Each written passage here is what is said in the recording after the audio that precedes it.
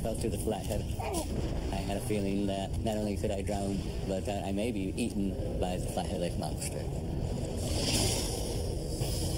They got closer and closer, and when they were ready to grab him, turned into a wolf. The spirit of that Native American who turned into a wolf is there in the Portland Underground. And a Monsters and Mysteries exclusive. The whole event, everything about it was a life-changing moment. I shot Bigfoot. You could have that one definitive piece of evidence that could help get the species verified. For the first time ever, flesh and blood remains of what appears to be a Bigfoot. A groundbreaking DNA study is underway. One of the biggest things, if not the biggest thing, that's happened in the Sasquatch world to date.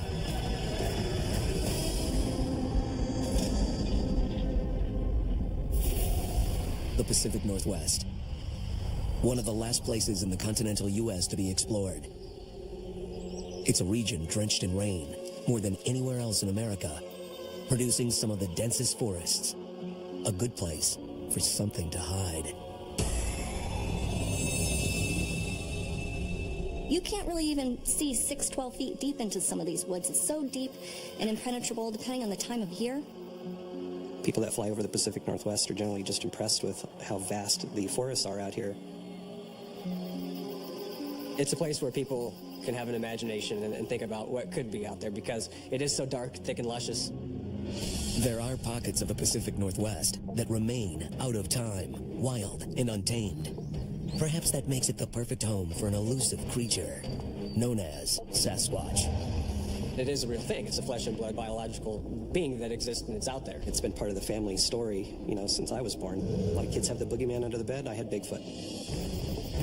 When I go on night hikes, I feel more vulnerable, and I feel more like Sasquatch is watching me because it's dark and I can't see my surroundings, and I feel like he could easily be watching me. Sasquatch, Bigfoot, Yeti, interchangeable terms for the giant hairy humanoid said to stalk these woods. Stories of the giant ones may have begun among Native Americans. The thing that convinced me that Bigfoot is real is 1,500 years of Native Americans talking about it, carving totems for it, dozens and dozens of words for it in all the different Native languages. They've seen it for hundreds and hundreds of years. Native American legends eventually made their way into popular awareness. Then, in 1958, at a construction site in Bluff Creek, California, bulldozer operator Jerry Crew found an enormous footprint.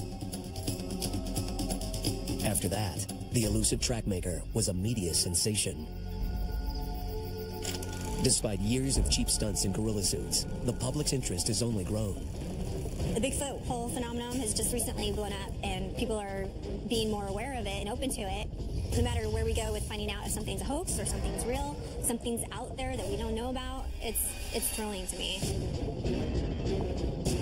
And then there are some who never gave Bigfoot a thought until they came face to face. The whole event, everything about it was a life-changing moment. There was this moment where I was just like, I shot Bigfoot. On the southern edge of the Pacific Northwest, near the Sierra Mountains in Northern California, 27-year-old Justin Smeha lives with his wife and daughter. About the only thing I do in my free time is hunting and fishing. Since I was raised, that's all we ever did. Every weekend, it's assumed that we're going hunting or fishing year-round. When it came to Bigfoot or Sasquatch growing up, I just never heard anybody talk about it like it's a real thing. I really knew nothing about it. On October 8th, 2010, all that changed. It was 65 degrees up there, relatively nice for the Sierras at about 7,000 feet. Me and a buddy were out bear hunting. There was about an hour and a half left of sunlight. We came into the clearing where the meadow is, and both of us kind of looked over. We saw movement. Stop, stop, stop! And I saw this creature standing there about 80 yards away. It was 600 pounds and like 7.5, maybe 8 feet tall. Really big shoulders, very muscular looking. The only thing that I ever said in my head was, this is a monster. This is something that shouldn't be here. This is a nightmare. This is different. This is unreal. Hey, Justin, I don't think that's definitely not a bear. It was approaching us slowly. It took maybe 2 or 3 steps. At that point, I had already actually chambered my rifle. My buddy's starting to panic. Dude, don't shoot! Don't shoot! Yeah, at that point, I was looking at it and I was thinking, this is not supposed to be here. This thing needs to die. I jerked the trigger a little bit and shot. The animal went down. It started trying to get up, so I rechambered. It was staggering away, sometimes on 2 legs, sometimes on all 4. It was just getting out of eyesight. I take my eye out of the scope and I look over and there's 2 smaller ones. They were cinnamon color, they were brown, and they were on 2 legs, and they would drop down all 4s. And I was still kind of in nightmare mode. Oh my God! More. And I was thinking, this is crazy. Then they became even more frightening. Then we're thinking, well, are they going to come and bite us? Are they going to come and attack us? Should we be afraid right now? For the next 15 minutes, Justin and his buddy ran through the woods, searching. Suddenly, Justin found himself alone, staring at one of the juveniles. I could not make sense of it. I was sitting there looking at this thing, thinking, how can this be real? Adrenaline in my heart was pumping 1,000,000 miles an hour. I decided that I was going to shoot one, because if I didn't shoot this thing, nobody would ever believe that this happened. I put the scope on it.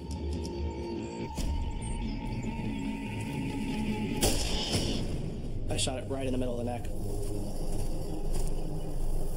I picked up the little one. It was starting to choke to death. It was just in the last moments of its life. When I got close to it, it seemed to have a lot of really human features. The hair was really thin, and it had white in its eyes, and it was just sitting there looking at me. And I was sitting there holding it, looking at it, and I was like, I messed up. I messed up. It probably only took maybe 10 seconds for it to choke to death. Right about that time, my buddy comes up the hill, and he was kind of thinking the same thing I was. This was just too human. This was what we did was wrong. I felt so ashamed of it. Fearing the game warden was heading their way, they panicked and decided to bury the creature. I went to the thickest brush I could find and started just put it in and started grabbing stuff, throwing it on top of it, whatever we could find, stumps, trees, brush, rocks. On the 2.5-hour drive home, never said a word to each other. It was really just nothing but shame. It was just, I knew that I had messed up. I felt an extreme amount of guilt. They didn't mean us any harm. At one point, it just hit me that I realized that I had shot not 1, but 2 Bigfoots, and it was life-changing. Word would get out about the shootings, and Justin was soon contacted by Derek Randalls, one of the most prominent Sasquatch hunters in the Pacific Northwest. When we spoke, I said, there's a body of researchers that have been doing this for decades, and you could have that one definitive piece of evidence up there that could help, get the species verified. So Derek's just trying to say, hey, you need to go back there, you need to get the body. And I was like, I'm not doing that. He said, no, you don't understand. This is the biggest archaeological discovery ever. And you're sitting there saying that you're going to let a body rot in the woods. It was just this idea of going back to relive this nightmare and relive the shame of killing something that seemed awfully human. I was really getting the feeling like Justin was on the level. If you're going to make up a hoax, would you go through all the different parts of this story that are so graphic and so heartbreaking and so unnecessary? I wouldn't. Many years ago, Derek had his own harrowing encounter with Bigfoot and barely escaped with his life. I never really understood fear to that level until I laid eyes on a Sasquatch.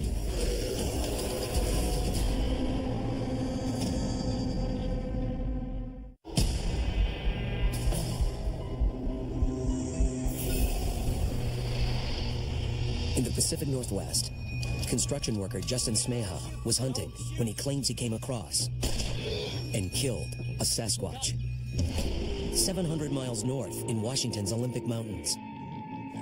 Derek Randalls has spent years hunting this very creature. Now look here. Why don't we go off this perch here right over here? Placing camera traps throughout the woods, Derek is hoping to finally prove the monster is real. It's a passion that began 3 decades ago. When I was young, probably by about age 15, I got into off-trail hiking and mountaineering. This is my element. It's where I feel like home. I'm actually safer in the woods than I am in the city. Safer. Until one afternoon in August 1985, when he and a friend were hiking in the mountains. I never really understood fear to that level until I laid eyes on a Sasquatch. We left the trailhead probably, I'm going to say, around 2 o'clock. We ended up going probably about 1.5 miles past Camp Pleasant. As sunlight began to fade, they hiked off trail another half mile and set up camp on a mossy finger ridge.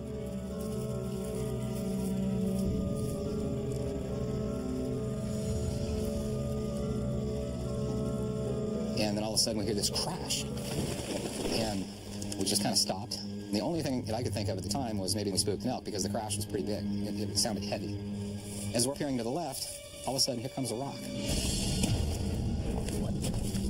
And it lands about 10 feet to the left of us. It was deliberately thrown. And at that point, time just kind of freezes. With a rock that size, was this an attack by an out-of-control hiker? Or a creature too scary to imagine? As we're processing that, another rock flies and lands, almost hits the other one. Very accurately thrown. Lands about 10, 12 feet to the left of us again. And then it's just like it got real at that moment. There was an overwhelming feeling of being in trouble, being in danger. Something felt very wrong. It was a very dreadful feeling. Get out of here, man. With no idea what they were up against, escape into the woods seemed the only option. Now we're in full-blown panic at this point. I'm running down this mountain. I don't know if you've ever been in a dream and something's chasing you and you're having a difficult time moving. It was almost like everything was in slow motion. And I could not get fast enough down that hill. I'm headed down the ridge at this point, and I remembered that I had a .357 in my backpack. Well, pull up, man.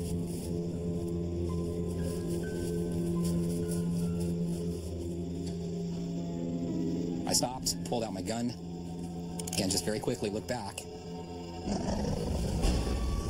I saw Bigfoot. And when I laid my eyes on this thing, everything froze. And I knew exactly what was throwing the rocks at us at that point. It was very large. The light was faded to a point to where I couldn't make out facial features, but I was absolutely terrified.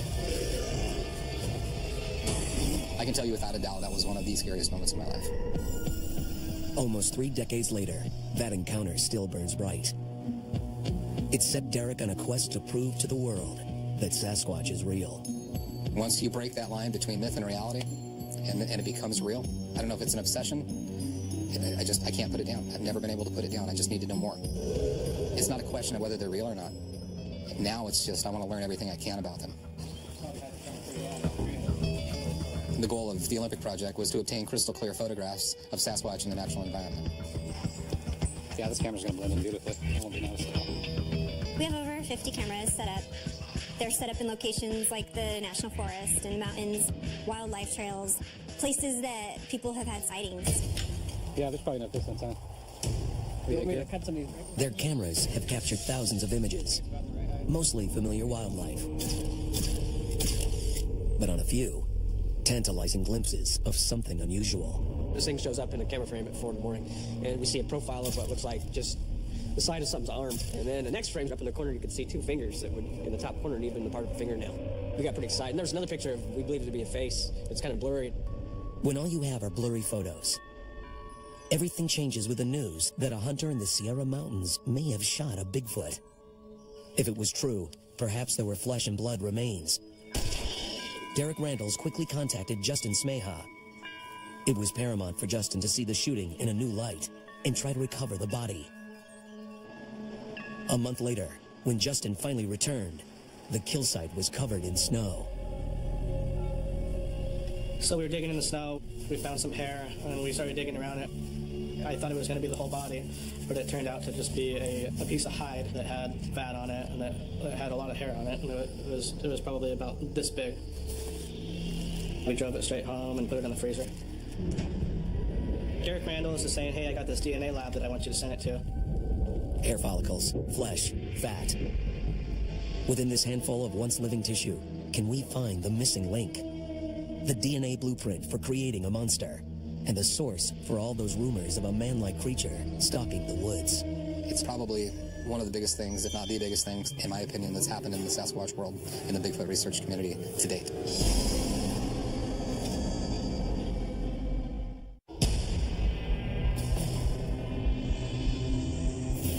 Bigfoot hunters Derek Randalls and Justin Smeha recently submitted samples of an unidentified creature to a DNA lab.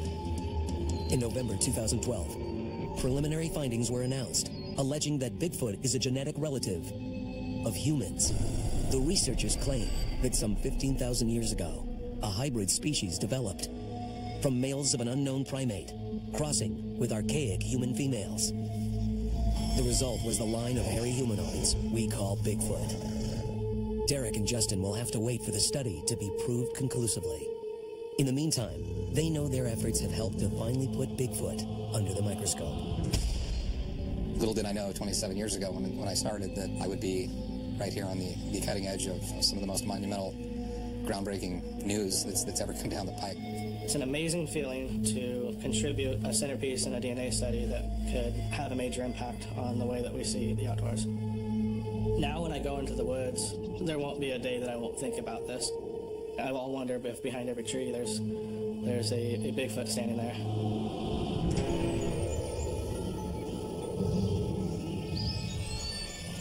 While folks in the rainy redwoods are fearful about what creatures are lurking in the trees, 200 miles south, in the very heart of urban Portland, there's something strange going on below the streets. Portland is a sophisticated city, yet its growth owes much to its hard-knock waterfront past. In the 1800s, the maritime business made Portland a boomtown. Along the way, there were casualties. The Northwest Native American people were pushed aside, or worse. Some say these troubled spirits linger. Well, here in the Pacific Northwest, there's a monster that live underground. We're afraid to go there for that reason. We don't want our children or us to be taken underground. And I know there's some in this Portland area. Unbeknownst to many in this bustling metropolis, under a section of downtown, there are a series of mysteriously interconnected tunnels, a subterranean realm full of secrets both sinister and shocking. Down in the tunnels, I believe that there are a lot of spirits that are trapped. You have that feeling that you're being watched. I know I'm not down here alone in the tunnels. It was really dark down there. We were using flashlights. All of a sudden, these eyes, like, just shone out at me like cat eyes do when they get light put on them. And then I was like, all of a sudden, then I could see the whole wolf snout and everything. It's like that wolf came out of thin air. Many believe the supernatural phantoms they've seen there are rooted in the tunnel's awful past. Interest in the underground began some 20 years ago, largely due to one man, Michael Jones. What is strange about the tunnels is its history. It is a place of human abuse where some people try to claim it didn't happen. When you go into the underground, it's a place of really a horrible feeling because what took place here was human abuse at its worst.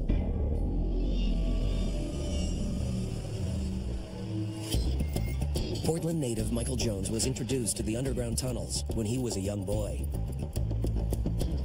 When I was 7 years old, I was in downtown Portland visiting a relative. I was talking to an old sea captain in the hotel lobby, and he started talking about the underground network that existed here. And so I wasn't believing the thing he was telling me. So we went into an old building that was being torn down. He reaches down through the rubble on the floor and he pulls up a trapdoor. We walked into the underground. So I lit my first match. And a whole new world opened up. A world of beautiful stone and brick, but also darkness. The tunnels were dark and mysterious. But what was lurking there, even stranger? All of a sudden I see something move in the shadows. And I noticed a shadow came out from the far side and walked out. And I realized, a wolf. And it walked out, turned, went into another tunnel and vanished. I went after it. I saw nothing. Did I really see that? Did that really happen? The last of Oregon's wolf population was exterminated back in the 1940s. Yet somehow, people are seeing them today in the Portland underground. On his quest to find out why, Michael would uncover dark secrets about the tunnels and the city's grisly waterfront past. The original purpose for the tunnels was for Shanghai. Shanghaiing was the act of kidnapping men and selling them to sea captains who forced them to work aboard their ships for nothing. Demand for manpower kept the Shanghai trade going. But when the kidnappers began preying on Native Americans, legends say they encountered a supernatural enemy. Portland once was theirs as a campsite, has now been taken over by whites.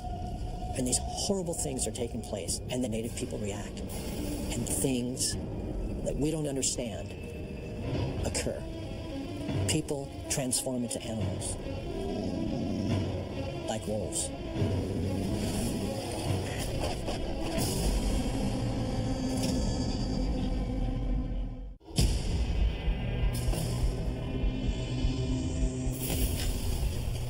Underneath Portland, Oregon, is a maze of mysterious passageways and chambers. While exploring this dark realm, Michael Jones encountered a phantom wolf. Its existence, he believes, is connected to crimes against native Northwest Indians in Portland's distant past. When people venture into the Portland Underground and they experience something about the wolf, that is the guardian of the tunnels. And he warns them to be careful, be cautious of the darkness and shadows. Legends of this guardian wolf began back in Portland's maritime days, when an ordinary man walking along the waterfront had reason to fear. There was a Native American man. He worked on the longboats here along the Portland Harbor. What he did is every night after work, take a drink out of Skidmore Fountain. One of the Shanghaiers decided he wanted him. They got closer and closer and closer, and when they were ready to grab him, he turned around and he looked at the men, and he turned into a wolf. His eyes were flashing red, and he ran away. The spirit of that Native American who turned into a wolf is there in the Portland Underground.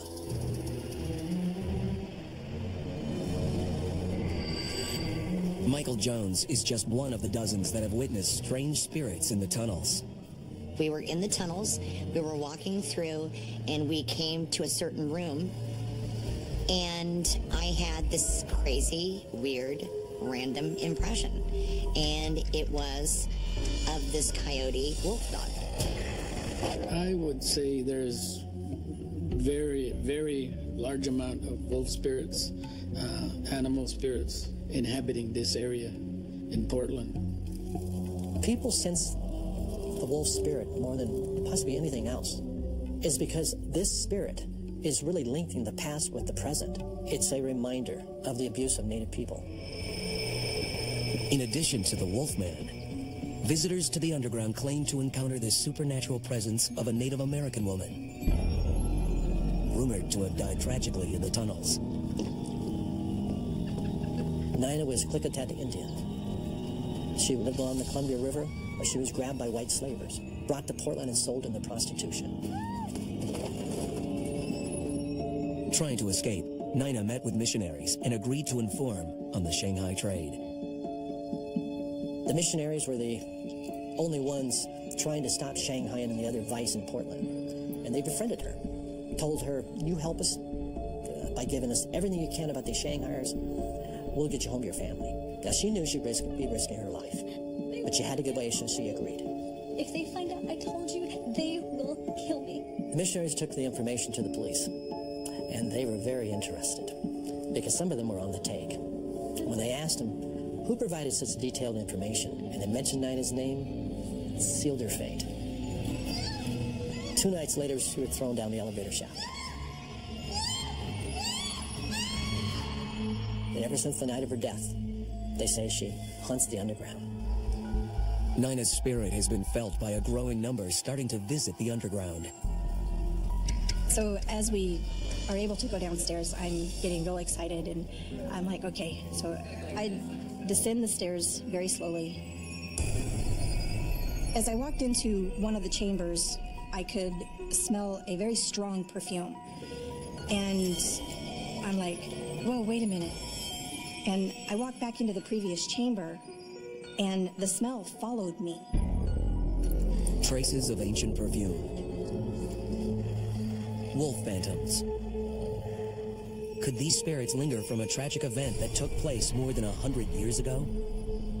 When tragedy like Nina takes place, the native people reacts. And I believe that they release spirits like the wolves into places like the Shanghai tunnels. It's a reminder that we're not going to stand for this. In some way, shape, or form, we're going to fight back. I think going underground can be scary for most people because you never know what you're going to encounter. But I think what I experienced was just an amazing experience.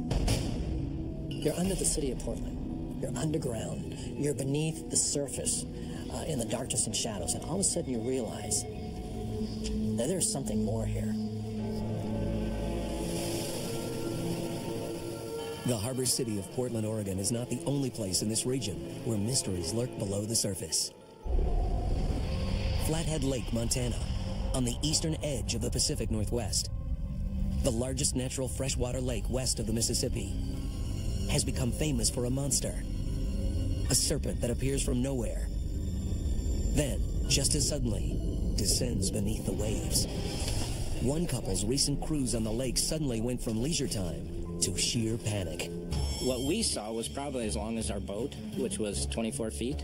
To know I was swimming in the water where the creature was, yeah, it was scary.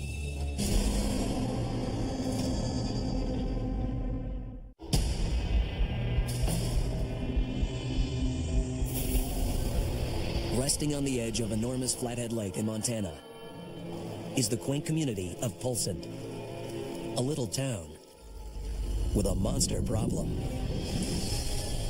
The lake is mysterious because it's deep and it's large, and you can almost see across it, but you can't quite see the length of it, and so I think this adds mystery to what's happening. You know no boats are out there, but still all of a sudden you might see a wake coming out of nowhere, and you, in your mind, you wonder what could be under there. Boats have gone missing. There have actually been people who have drowned, and they've never recovered their bodies. Now we have 98 sightings of the Flathead Lake monster since 1889. It was about 7:30 at night, and I was standing there at the kitchen sink doing the dishes, and all of a sudden I looked to my right, I did a double take, and I, being a photographer, I always have my cameras in the kitchen ready to take pictures. Absolutely fascinated me, because never having seen it before, in my mind it wasn't exactly how I'd picture it would be, certainly not like the Loch Ness Monster or anything.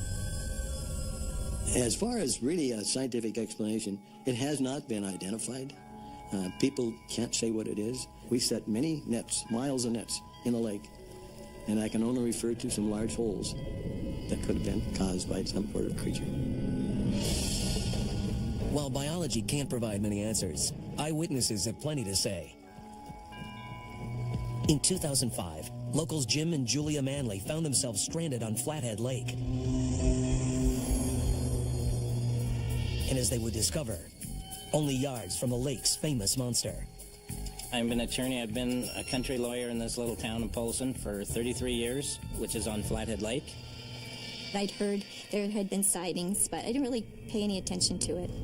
I think I was a skeptic, although there wasn't really any explanation, too, for some of the sightings. So I didn't know. That skepticism would be tested one summer afternoon out on the lake. After work, we were out there. It was a calm day. There was a light breeze, but no waves. It was a beautiful day, and there were no other boats on the whole bay.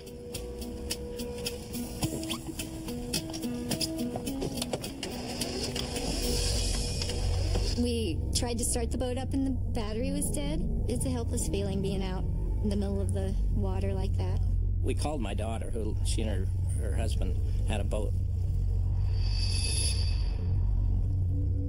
While we were waiting for them to come to rescue us, we were just laying on the boat, kind of relaxing, and there were no other boats out there. There were no people there, but we heard slapping on the water, loud slapping. Not like someone diving in, but something heavy slapping the water. It was like, like that, and it was close enough that I could tell it was close. We froze and we just stared and watched. The first feeling I had seeing it was just shock. I knew I was seeing it, but it's so unbelievable to think about it. As we're watching, this thing starts moving, and it was moving super slow, and we could see humps out of the water. It was like a serpent. Didn't see a head, just the body. What we saw was probably as long as our boat, which was 24 feet, and that's kind of freaky, that you have something out there that might be twice as big as your boat swimming below you. As we were watching it, beyond it, here came our daughter. She and her husband, they're coming directly toward us in their boat. And I was going like this, trying to get them to look at it, and they thought I was waving, and they were just waving like this. And as they came on toward it, it just slowly slipped down in the water, and disappeared. To know I was swimming in the water where the creature was, it's just made me realize that we're not alone out there in the lake. If anyone were going to finally shed some light on the monster, it would be fisherman Tim Shattuck. Few have as much time on the Flathead as Tim. I log about 1,000 hours a year on this lake. I'm very competitive in fishing. The valley offers other fishing than Flathead. Ice fishing, perch fishing, rainbow. Just fishing. That's all I do. On the Flathead, Tim Shattuck would experience a frightening brush with death. So I figured the monster could come up and just grab me and suck me under, and maybe I could have got out of the ice, but maybe he was going to eat me.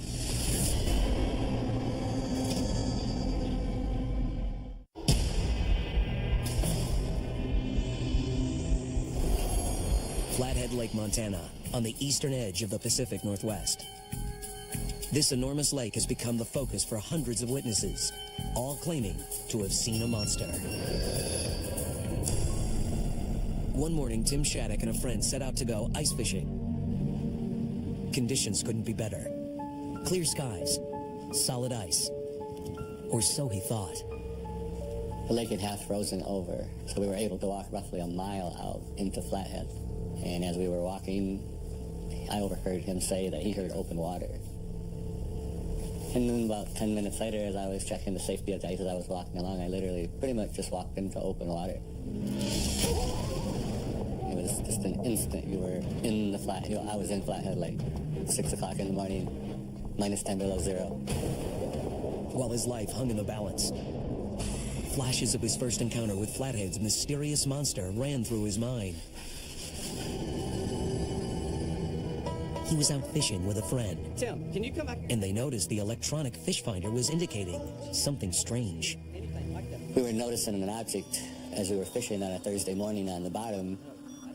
And then we noticed that this object was actually following the boat across the lake. Pushed in like 10 times zoom. And this object was probably 6 or 7 inches. It took the whole screen of my fish finder up. It literally followed us all the way across our first run. And we were frantically trying to get different baits down and lures and trying to catch this thing. Nothing like it's ever been caught out of this lake. The first thing I thought of was the Flathead Lake monster. Now, years later, Tim is shivering in the frozen water, trying to hang on, and hoping the monster is nowhere nearby. There's a creature down there, and, you're wondering, are you going to become a permanent fixture in this lake?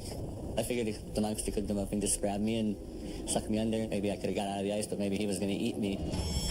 Tim's fear was understandable. He was remembering another encounter he had with a lake monster just months earlier, when he finally got a clear view of the creature with his own eyes. We were going out to an afternoon charter on Flathead Lake with one customer, and we had traveled down the east shore towards Yellow Bay. And when we reached our destination, I noticed a fish swimming on top of the water, upside down. I looked back up the east shore, and I said, look at this swimming across the lake. I'm going to say it was roughly 8 to 12 feet long, black on the top, white underneath, actually porpoising from the east side of the lake to the west side. I knew that I was looking at the Flathead Lake monster for the first time in my life. I've actually seen something what everybody had talked about. It puts the fear into you. If Tim was fearful of the serpent while safely aboard his boat, imagine the fear he was feeling half submerged in icy Flathead Lake. Now Tim was wondering if the monster might be watching him. It is an eerie feeling to know that something can just come up and grab you and pluck you down, and no one would ever see you again. actually had another person with me who took all my gear out of a plastic sled, turned it upside down, pushed it through the hole.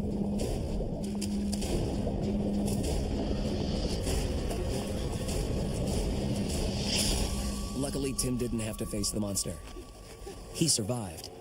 And I was able to lift myself up to get back onto the ice. You could have been ate by the monster, you could have drowned, froze to death. But no, fortunately I didn't. I was spared for some reason. It just scared me to death that, you know, that he could have drowned or something could have got him in the lake. I was very skeptical on the Flathead Lake monster, but now there's no skepticism in my mind whatsoever. I know that it exists. Hopefully before I die on this lake, I am going to be the one that gets to come face to face with this thing.